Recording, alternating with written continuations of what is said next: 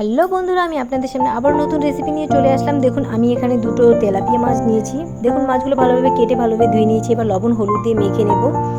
এরপর দেখুন এখানে আমি পেস্ট তৈরির জন্য পেঁয়াজ নিয়েছি, টমেটো নিয়েছি, লঙ্কা নিয়েছি, রসুন নিয়েছি।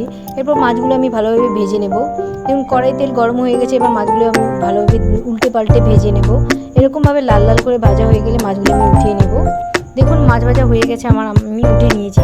এরপর দেখুন আমি তেলে ফোড়ন দেওয়ার জন্য জিরে নিয়েছি, শুকনো লঙ্কা নিয়েছি, দারুচিনি নিয়েছি, লবঙ্গ নিয়েছি আর গোটা গোলমরিচ নিয়েছি। এরপর আমি এখানে দুটো তেজপাতা দিয়ে দিলাম। এরপর তেজপাতা দিয়ে আমি ওই গোটা মশলাগুলোকে এবার আমি ভেজে নেব। দেখুন এভাবে লাল লাল করে ভেজে নিয়ে যে পেস্ট তৈরি করে রেখেছিলাম এই পেস্টটা এখন আমি ঢেলে দেবো। দেখুন ঢেলে দিয়ে এভাবে আমি নাড়তে চাড়তে থাকবো। এরপর আমি লবণ আর হলুদ দিয়ে পেস্টটিকে আমি ভেজে নেব। দেখুন এভাবে উল্টে পাল্টে ভেজে নিচ্ছি। এখানে আমি আদা গুঁড়ো, গরম মশলা গুঁড়ো, জিরে গুঁড়ো, লঙ্কা গুঁড়ো, ধনে গুঁড়ো পেস্ট করে রেখেছি।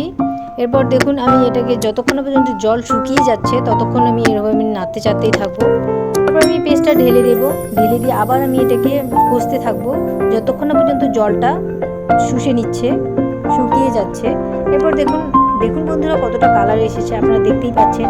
একবার প্লিজ বাড়িতে বানিয়ে দেখুন, খেতে দুর্দান্ত স্বাদ হয়। এরপর দেখুন আমি এটা এইভাবে কষতেই থাকবো যতক্ষণ পর্যন্ত জলটা শুকিয়ে যাচ্ছে। এরপর আমি এখানে জল ঢেলে দেব। জল ঢেলে দিয়ে দেখুন এটা যতক্ষণ পর্যন্ত জলটা ফুটছে ততক্ষণ পর্যন্ত আমি এইভাবেই নাড়তে চাড়তে থাকবো। এরপর জল ফুটে গেলে এবার মাছটা আমি ঢেলে দেবো। দেখুন বন্ধুরা আপনারা দেখতেই পাচ্ছেন কতটা কালার এসেছে।